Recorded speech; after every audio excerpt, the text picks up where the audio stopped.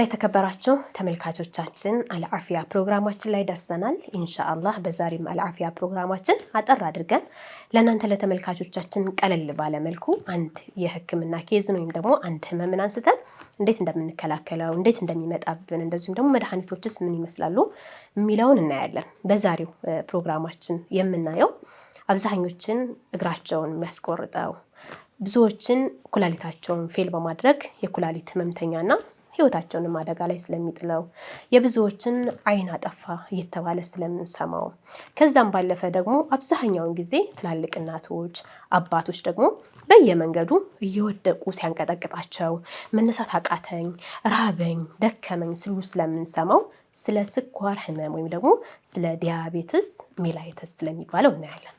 እንግዲህ የስኳር በሽታ ብዙዎቻችን በልጅነት እድሜም ያጋጥመናል። እንደዚሁም ደግሞ አብዛኛው የማህበረሰባችን ክፍል ደግሞ በተለይ ደግሞ በእድሜ ከ40 ዓመት በላይ በሆኑ ሰዎች ላይ በቃ ቋሚ ኖርማል ህመም አድርገን እንይዘዋለን ወይም ደግሞ እናየዋለን። ሲጀመር ትልቅ እድሜ ላይ ያሉ እናቶች አባቶች ከስኳርና ከግፊት ህመም ነፃ ናቸው ቢባል አብዛኞቻችን እንደነቃለን። ምክንያቱም ሁላችንም በዚህ ህመም ሰለባ ስለሆንን ማለት ነው። ምንድነው ስኳር ማለት ምንድነው? እንዴት ነው የሚመጣብንስ? እንዴትስ መቆጣጠር እንችላለን? ህክምናውስ ያድነዋል ወይስ ደግሞ ምንድነው አማራጭ የሚለውን ስናይ የስኳር ህመም የሚባለው የሰው ልጆች እኛ ስንበላ እንግዲህ በባለፈው ሳምንት ስለ ሲስተማችን የተወሰነ እያየን ነበርና ምን በላቸው ምግቦች አንጀታችን ላይ ከደረሱ በኋላ በአንጀታችን ውስጥ ባሉ ህዋሶች በቀላሉ ብሬክዳውን ሆነው ወይም ደግሞ ተፈጭተው ሲያልቁ ግማሹ ለአእምሯችን፣ ግማሹ ለሰውነት ጡንቻዎቻችን፣ ግማሹ ደግሞ ወደ ደማችን ይገባል። ከምንበላው ምግብ ያለው ንጥረ ነገር ተለይቶ በራሱ ሲስተም በራሱ መንገድ እኛ ሳናየው ሳንሰማው ሳናስተውለው በተለያዩ ሰውነታችን ይሰራጫል። ከዛ መካከል ከምንበላቸው ምግቦች ውስጥ በማንኛውም አይነት ምግብ ውስጥ ምን አለ? ጣፋጭ አለ። ያ ጣፋጭ ምን ይሆናል? ወደ ደማችን ይገባል። በሳይንሱ ወይም ደግሞ በህክምና አጠራሩ ግሉኮስ ይባላል። ከዛ በኋላ ይህንን ግሉኮሳችንን ወይም ደግሞ ደማችን ውስጥ ያለውን የስኳር መጠን ደግሞ አላህ ሰውነታችን ውስጥ ብዙ ተአምራቶችን አድርጎልን የለ እኛ ቆስት የተቃጠለ ቆስት ያረረ እያል በሰዎች ስንናደድ እንደቀላል የምናነሳው የሰውነት ክፍላችን ቆስት የምንለው እጅግ በጣም ጠቃሚ የሆነ ሆርሞንን ያመርትልናል። ይህም ሆርሞን ኢንሱሊን ይባላል። ይሄ ኢንሱሊን ስራው ምንድነው? በቆስት ከተመረተ በኋላ ይሄ ኢንሱሊን ደማችን ውስጥ የገባውን ስኳር ወደ ሰውነታችን በማሰራጨት ለአእምሯችንም ለጡንቻችንም ለተለያዩ ሰውነታችን በማከፋፈል ሰውነታችን በቀላሉ ኃይልና አቅም አግኝቶ ጠንካሮች እንድንሆን የዕለት ከዕለት ስራዎቻችንን በአግባቡ እንድናከናውን እንደዚሁም ደግሞ ረሃብም ሆነ ድካም እንዳይሰማን ያደርገናል።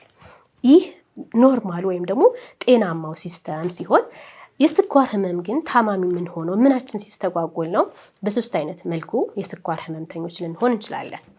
ስለዚህ ደማችን ውስጥ ያለው የስኳር መጠን ከበቂ በላይ ሲሆንና ያ ስኳር ወደ ሰውነታችን ሳይሰራጭ ሲቀር ወይም ደግሞ ያ ግሉኮስ በቀላሉ ከደማችን ወጥቶ ወደ ተለያዩ የሰውነት ክፍሎቻችን ተሰራጭቶ ስራውን መስራት ሳይችል ሲቀር ምን ይሆናል? አንድ ሰው የስኳር ታማሚ ሆነ ወይም ደግሞ ዲያቤትስ ሜላይተስ የሚባለው ታመምክ ይባላል። ወይም ደግሞ የዛ ህመም ምልክቶች ይታዩበታል። በምን ምክንያት ነው? አንድ ሰው ባጭሩ ምንድን ነው ያልነው? የስኳር ህመም ማለት ደማችን ውስጥ ያለ የስኳር መጠን ከበቂ በላይ ሲከማችና ደማችን ውስጥ ብቻ ሆኖ ወደ ሰውነታችን መሰራጨት ሳይችል ሲቀራል አይደለም?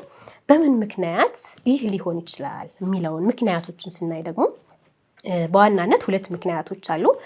እንደዚሁም ደግሞ አልፎ አልፎ ደግሞ አንድ ተጨማሪ ምክንያት ሶስት አለ።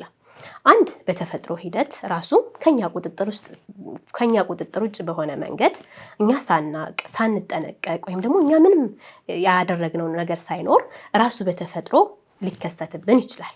ይህም ደግሞ ምናልባት ወጣትነት እድሜ ላይ ወይም ደግሞ ከ30 ዓመት በታች ያሉ ሰዎች ሲጠቁበትና ሲታመሙበት እናያለን። ሁለተኛው ደግሞ በአኗኗር ዘይቤያችን በዕለት ከዕለት የእንቅስቃሴ ሁኔታችን በምንመገባቸው ምግቦች የሚመጣብን ነው። ሶስተኛው ደግሞ አንዲት እናት ስታረግዝ ካረገዘች ከ3 ወር በኋላ የሚከሰት አለ።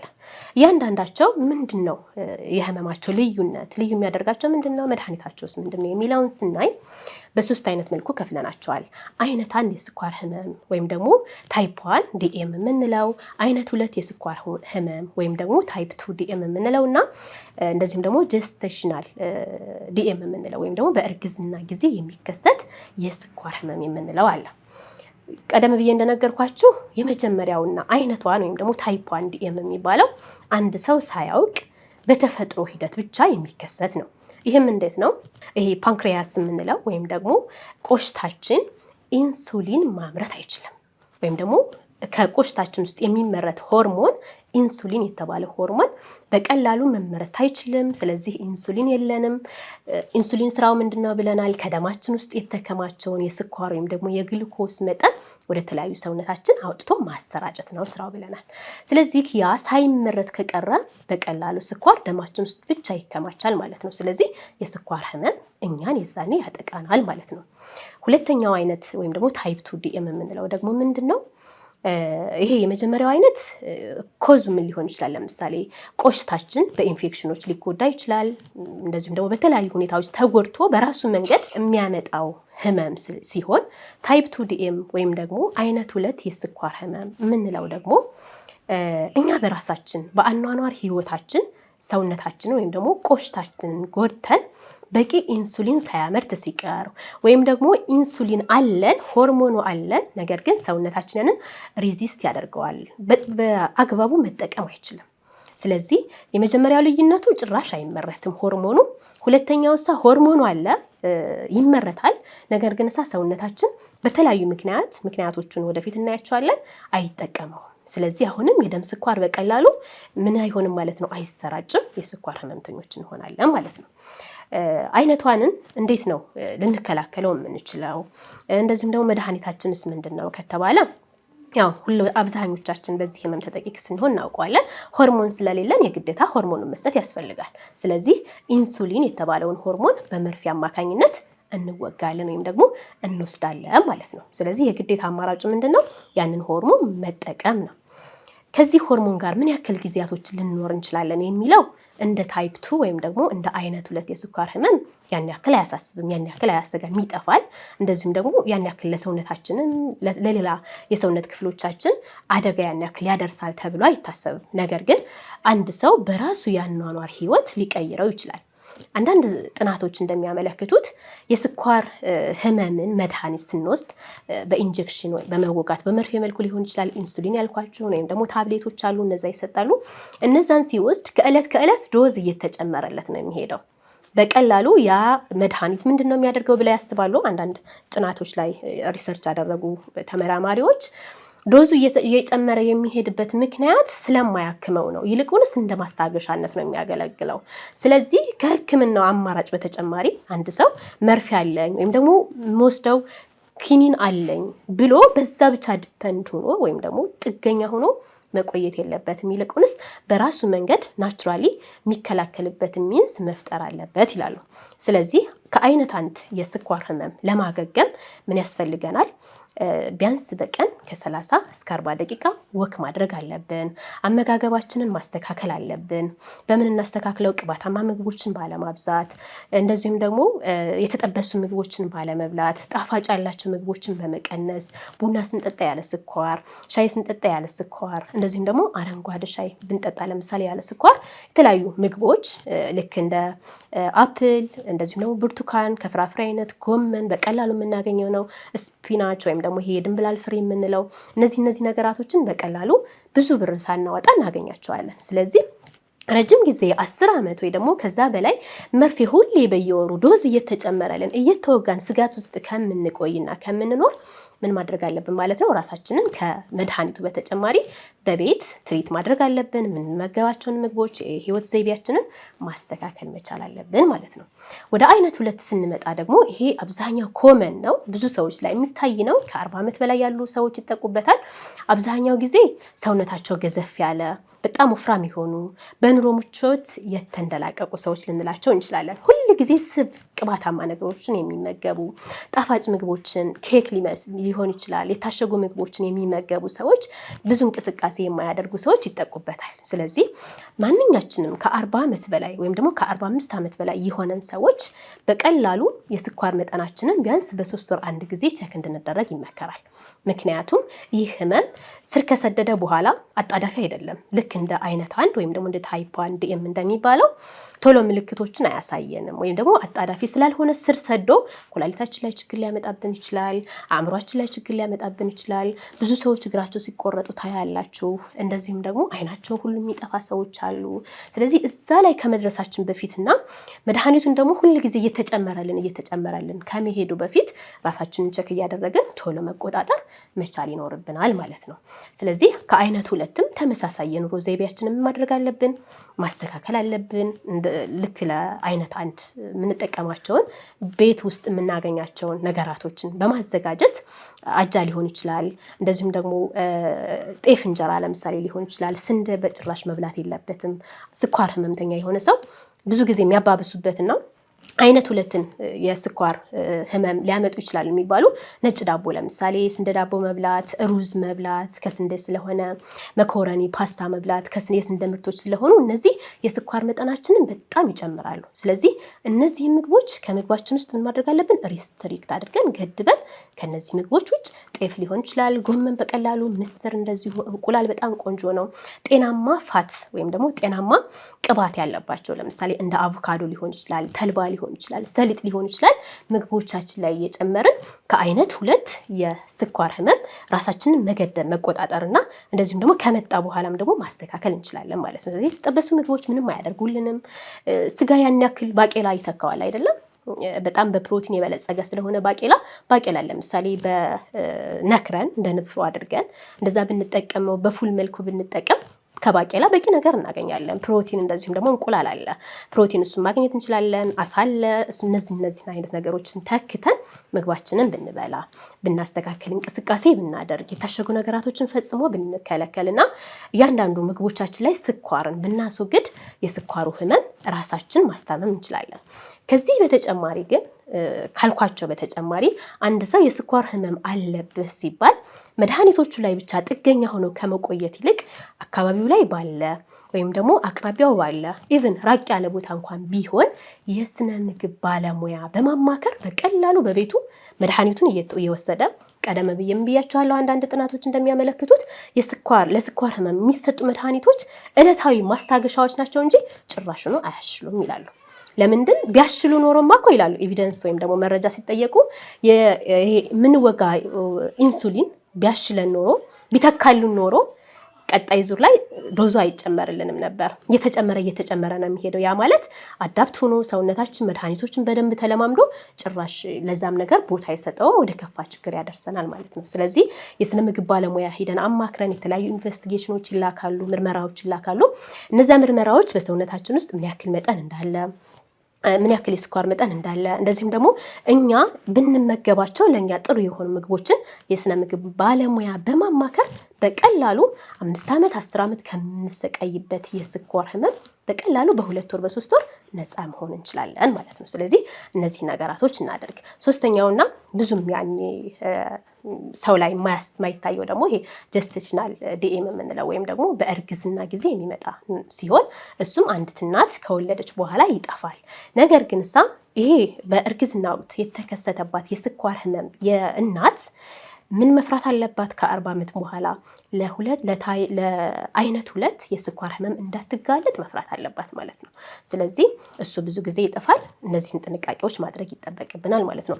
ለመሆኑ እኔ ስኳር ህመምተኛ መሆኔን በምን አውቃለሁ? ምንድነው ማስተውላቸው ምልክቶች ከራሴ ላይ ብለን ልንጠይቅ እንችላለን።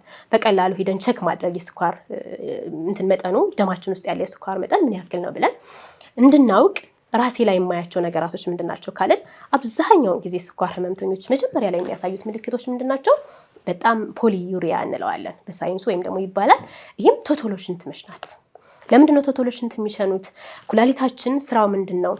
ደማችን ማጣራት ከዛ አላስፈላጊ ነገራቶችን ማስወጣት አይደለም። በዛን ጊዜ ደማችን ውስጥ በጣም ብዙ ግሉኮስ አለ ወይም ደግሞ በጣም ብዙ ስኳር አለ። ያንን ስኳር ያስወጣዋል። ስለዚህ ያንን ስኳር ለማስወጣት ሲል ኩላሊታችን በጣም ይደክማል። ስለዚህ በጣም ቶቶሎ እንድንሸና ያደርገናል ማለት ነው። ስለዚህ አንድ ሰው ቶቶሎ የሚሸና ከሆነ ምን መጠርጠር አለበት? የስኳር ህመም መጠርጠር አለበት። ሁለተኛ ደግሞ በጣም ውሃ እንጠማለን። አንድ ሰው ስኳር ታማሚ ተብሎ ሊጠረጠር ዘንድ ወይም ደግሞ ራሱን ሊጠረጥር ዘንድ በጣም ውሃ የሚጠማው ከሆነ ይሄ ምን ይባላል? የስኳር ህመም ምክንያት ማነው? መንስኤ ወይም ደግሞ ምልክት ነው ይባላል። ለምንድን ነው ውሃ የሚጠማው? ኩላሊታችን ቅድም በደንብ ስራውን ለመስራት ሲል ደማችንን እያጣራ አላስፈላጊ የሆኑ ፈሳሾችን ያስወጣል አይደለም? ስለዚህ ሙሉ በሙሉ ከደማችን ውስጥ ያለውን ስኳር ለመለየት ሲል የሚያስወጣው የውሃ መጠን ወይም ደግሞ ቶሎ የምንሸናው ሽንት ሰውነታችን እንዲደርቅ ያደርገናል ማለት ነው። ስለዚህ ዲሃይድሬት እንድንሆን ያደርገናል። ያንን ምን ማድረግ ለመተካት ሰውነታችን ምን ይሆናል? በጣም ውሃ ይጠማናል ማለት ነው። ስለዚህ በጣም ውሃ የምንጠማ ከሆነ እንደዚሁ የስኳር ህመም በሽታ ምልክት ነው ማለት ነው። ሶስተኛውና ዋነኛው ደግሞ ፖሊፋጃ ይባላል። ወይም ደግሞ በጣም የረሃብ ስሜት ይሰማዋል ሰውየው። ስለዚህ ቶቶሎ ረሃብ የሚሰማው ከሆነ የሚደክመው ከሆነ ይሄ ሰውዬ በስኳር ህመም ራሱን መጠርጠር አለበት። ለምንድን ነው የሚደክመው? የኢንሱሊን ተግባሩ ምንድነው ብለናል? ከደም ውስጥ ያለውን የስኳር መጠን አውጥቶ አጣርቶ ለተለያዩ ሰውነታችን ማድረስ ነው ብለናል። ስለዚህ ይሄ ደግሞ አቅም ኃይል ከሚሰጡን ነገራቶች መካከል አንዱ ግሉኮስ ወይም ደግሞ ስኳር ነው። ስለዚህ ያንን እንትናችን ሆርሞናችን ሳይኖር ቀርቶ ወይም ደግሞ ተጎድቶ ወይም ኖሮ ደግሞ ስራውን በአግባቡ ስላልሰራ ደማችን ውስጥ ያለው ስኳር ተከማችቷል። ወደ ሰውነታችን በስርዓት አልደረሰም፣ ወደ አእምሯችን አልደረሰም፣ ወደ ጡንቻዎቻችን አልደረሰም። ስለዚህ ምን እንሆናለን ማለት ነው? አቅምም ኃይልም ስለሌለ ይደክመናል፣ ይርበናል ማለት ነው። ስለዚህ ቶቶሎ የሚርበው ከሆነ ቶቶሎ የሚሸና ከሆነ እንደዚሁም ደግሞ ቶቶሎ ድካም ስሜትና ቶቶሎ ውሃ የሚጠጣ ከሆነ እንደዚሁም የአንዳንድ ጊዜ ይሄ ብለርድ ቪዥን የምንለው ወይም ደግሞ ብዥታ የሚኖርበት ከሆነ ሰውየው ምን ቼክ ማድረግ አለበት ማለት ነው? ሄዶ ስኳሩን መለካት መቻል አለበት ማለት ነው። ኖርማል ሌቭሎቹ ስንለካ መጠናቸው ምንድን ነው ወይም ደግሞ እንዴት ነው ካልን አንድ ሰው ጾመኛ ሆኖ ለምሳሌ 8 ሰዓታትን ያክል ጾሞ የሚለካው መጠን አለ። እንደዚሁም ደግሞ ምግብ ከበላ በኋላ ከ2 ሰዓት እስከ 3 ሰዓት በኋላ የሚለካው አለ። እንደዚሁም ደግሞ ደማችንን ሂደን ቸክ ስንደረግ ወይም ደግሞ ደማችን ውስጥ ያለውን የስኳር መጠን ቸክ ስንደረግ ምን ያክል መሆን አለበት፣ ጤናማው ምን ያክል ሲሆን ነው። እንደዚሁም ደግሞ ፕሪዲያቤቲክ የምንለው ወይም ደግሞ ቅድመ የስኳር ህመም ምልክት የምንለው እንደዚሁም ደግሞ ዲያቤቲኩ ላይ ኖርማሊ ስኳር ህመሙ ላይ ከደረስን በኋላ የሚያሳየን ምልክት አለ። ያው በጤና ባለሙያዎች ወይም ደግሞ ቸክ ባደረገን ባለሙያ የሚነገረን ቢሆንም ኖርማል ሌቭሉ ይሄ ፋስቲንግ የምንለው ለምሳሌ አንድ ሰው ጾመኛ ከሆነ በኋላ ከ8 ሰዓት በኋላ ለምሳሌ ያክል ጾም ጾሞ ወይም ደግሞ ጾም ላይ ያለ ሰው ሄዶ ቸክ ሲደረግ ከ70 እስከ 100 ድረስ ሚሊግራም ፐር ዲሲኤል የሚሆን ከሆነ ይሄ ምን ይሆናል ማለት ነው? ኖርማል ነው ወይም ደግሞ ጤነኛ ነው ይባላል። ከበላ በኋላ ወይም ደግሞ አፍተር ኢቲንግ የምንለው ላይ ደግሞ ምን ይሆናል? ከ170 እስከ 200 ይሆናል። ይህም ኖርማል ጤናማ ነው። እንደዚሁም ደግሞ ምግብ ከበላን ከ2 እስከ 3 ሰዓት ባለው ልዩነት ለምሳሌ ጠዋት 1 ሰዓት ላይ በልቶ ከሆነ ከ4 ሰዓት እስከ 5 ሰዓት ባለው ሂዶ ቸክ ሲደረግ ደግሞ ከ120 እስከ 140 የሚሆን ከሆነ ይሄ ጤናማና ኖርማል ይባላል ማለት ነው። እንደዚሁም ደግሞ ወደ ስኳር ህመም እየተጠጋ የሚመጣ ሰው ደግሞ ለምሳሌ ፋስቲንግ ላይ ሆኖ ወይም ደግሞ ጾም ላይ ሆኖ ሄዶ ቸክ ሲደረግ ከ100 እስከ 125 የሚሆን ከሆነ ይሄ ወደ ስኳር ህመም እየተጠጋ ነውና አላርም ነው፣ መጠንቀቅ አለበት ማለት ነው። እንደዚሁም ደግሞ ከበላ በኋላ ከ190 እስከ 230 የሚሆን ከሆነ እንደዚሁም ደግሞ ከበላ ከ2 ሰዓት እስከ 3 ሰዓት በኋላ ደግሞ ከ140 እስከ 160 የሚሆን ከሆነ ይሄ ትልቅ አላርም ስለሆነ ምን ማድረግ አለበት? ጥንቃቄ ማድረግ አለበት፣ ክትትል ማድረግ አለበት ማለት ነው።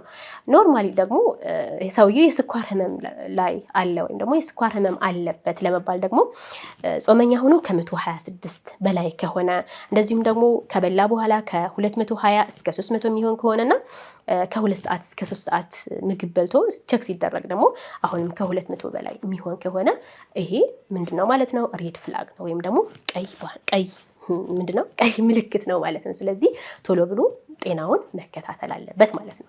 ስለዚህ እነዚህ ነገራቶችን ጥንቃቄ አድርገን ራሳችንን አስከፊ ከሆነው እንደዚሁም ደግሞ አደገኛ ከሆነው ከስኳር ህመም ማከምና መከላከል ወይም ደግሞ ራሳችንን መጠበቅ ይጠበቅብናል። የትኛውም አይነት የህመም ሁኔታ ሁልጊዜ ምን የምለው በድፍረት የምናገረው ከአኗኗር ዘይቤያችን የመነጨ ነው። ስለዚህ አኗኗራችንን ላይፍ ስታይላችንን ምን ካደረግን በጣም ጥሩ ካደረግን ከነዚህ ከአርቲፊሻል ነገራቶች ራሳችንን ካራቅን ጤናማ የሆኑና ተፈጥሯዊ ቅባት ተፈጥሯዊ ጣፋጭነት ያላቸውን ካዘወተርን ከየትኛውም አይነት ህመም በአላህ ፍቃድ ኢንሻአላህ ምን እንሆናለን እንፈወሳለን ወይም ደግሞ ራሳችንን መከላከል እንችላለን። በዛ ላይ ደግሞ ተወኩል እንደዚሁም ደግሞ ሁልጊዜም በእለት ከእለት እንቅስቃሴዎቻችን ውስጥ ሐበተ ሰውዳን በምግባችን ውስጥ ወይም ደግሞ በምንጠጣቸው ውስጥ ብንጠጣ በአላህ ፍቃድ ኢንሻአላህ ጤነኛ እንሆናለን። ለዛሬ አልዓፊያ ፕሮግራማችን ይሄንን ይመስል ነበር። ኢንሻአላህ በቀጣይ ደግሞ በሌላ ርዕስ እንገናኛለን።